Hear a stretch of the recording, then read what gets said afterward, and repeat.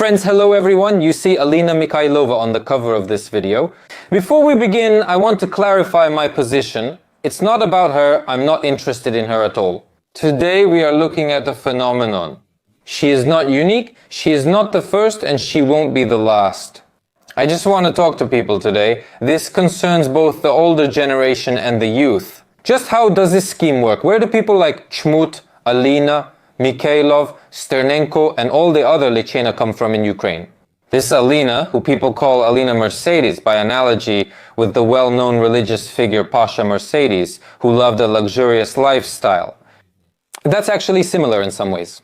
She recently gave an interview to Ukrainska Pravda that caused a public stir and went viral online.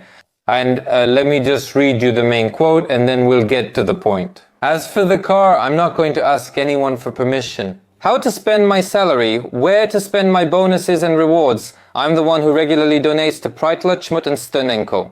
You're mentioning certain names, like AK. Why was this asked? She recently bought a second Mercedes for herself, and this became known. Oleshka definitely published it, among others. She adds, and here's the key point, we regularly fill up with diesel in our cars. We chip in to pay for utilities in the houses we rent in Donetsk region. Could I have bought a cheaper car? Sure, but that's no one's business except mine or yours, not Oleshka's. If I want, I'll buy myself a Maybach or a Rolls Royce if I have the opportunity. And if you watch this part of the video, she always answers such questions with a kind of smirk. With everyone, well, except of course those she's closely connected with. She shows incredible aggression. She acts like she's above everyone, like everyone else in Ukraine isn't even human. Before we discuss Alina's biography, I want to stress that we're considering her only as a phenomenon. I'm not personally interested in her. To me, she's irrelevant. Here's what I want to tell you. In no other country in the world do volunteers and the military, well, volunteers are a whole different story. They basically don't really exist in most countries. Everything is strictly regulated there, and it's a very niche thing. None of them drive luxury cars or live a luxury lifestyle.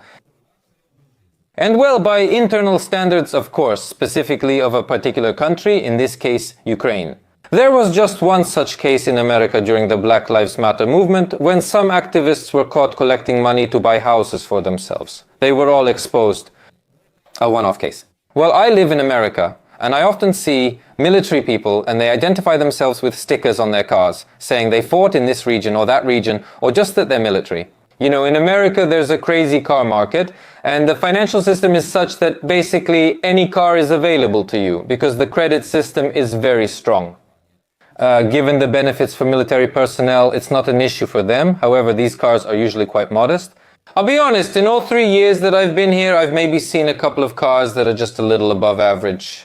I suspect these military personnel are now involved in something serious in the private sector. But that's with all the privileges they really have here. These are modest people, they never show off about it here, even though the state does a lot for them here. Alina Mikhaylova is a professional soldier. Actually, she's not. And now, let's figure out who she is by looking at her Wikipedia page. She's a girl born in 1994, she's only 30 years old, she's 7 years younger than me. Look, so she graduated from Shevchenko Institute from 2012 to 2018, earning a master's degree in political science. So, we can immediately conclude that if a person gets an education, a master's degree in political science, this person is definitely aiming for something. In Ukraine, people in this field graduate to serve specific classes. To comment on something, you were paid for it or something like that, and Alina specifically ended up in something like this. Yes, I graduated from the Ukrainian School of Political Studies. The 2021 program is already sort of preparing her step by step. But the beginning of her career, she and I both participated in the Revolution of Dignity, and on May 3rd, 2014, I volunteered for the army. SOS takes care of certain battalions. I coordinated the work of the headquarters, handled fundraising and communications with donors. In winter, 2015, I came under tank fire in Marinka and was on the Ukrainian front line near Donetsk airport during a clash. Are they just listing his credentials? What's next? From September 2016 to the summer of 2017, paramedic of the medical battalion, hospitalers of the Ukrainian Volunteer Army, then created and led the medical service of ULF. unmanned aerial vehicle operator. Nearly everything relates to the army, but here's a brief episode. In 2019, she became an assistant to a member of parliament. Who do you think? The Holos faction? Rustem Umerov. It's all Soros from here on. Since October 25, 2020, she has been a deputy of the Kyiv City Council. Just for a second, 5 years ago, just for a second, at the age of 25, I'm not going to tell you my biography for the 155th time, but at 25 I had just started, only just started after finishing my sports career. A girl who, as we can see from her biography, just think about it, hasn't worked a single day anywhere. Such people are influenced by Soros programs, Vedrodzinnya funds, various NGOs, and United States Agency for International Development programs. Thankfully, United States Agency for International Development is now gone. They pick and choose these kinds of thematic, stereotypical characters for themselves. A good-looking guy, a soldier, a pretty girl will make something out of her. Maybe the person really does have that kind of drive. She really was under fire. I'm not denying any of that, and I'm also not denying anyone's heroism. I can't verify what's true here and what's not true here. It's strange when someone who's never worked buys a second Mercedes in a poor country like Ukraine, like especially during the war. It's odd if you've never built a doghouse, created a job, or worked professionally in any field. You walk into the Kyiv City Council. I'm a Kyiv resident, by the way, at 25 years old. The Holos party, the Soros crowd. Before that, there was Samopomich, which didn't achieve anything. And then came the Holos party. People, name me one reform that not only the Verkhovna Rada carried out, but that the Holos party even initiated. They don't initiate anything. This is a party that is carrying out the occupation of Ukraine by Soros. Putin is occupying and annexing territories. And inside there's a cancerous tumor at work, these Soros metastases, which keep producing more and more of these boys, girls, and projects. They are connected with the special services. They have an ironclad cover. They all fundraise, but not all the fundraising is honest.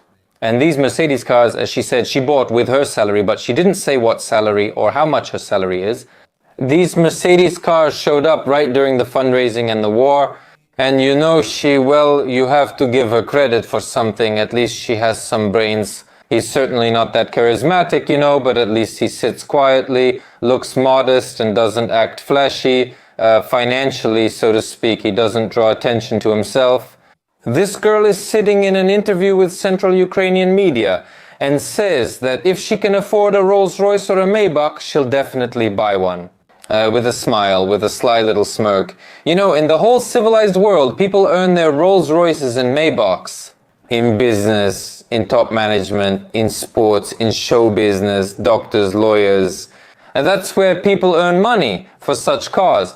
But when such cars are mentioned out loud by a female paramedic, a female member, a female deputy, a female soldier, as she calls herself, it leads to some strange thoughts. You see, something's not right here, and you don't have to be a genius or a patriot or not a patriot to understand that. You see all this, and I read the comments. There wasn't a single good comment, except, of course, from bots and trolls connected to all this.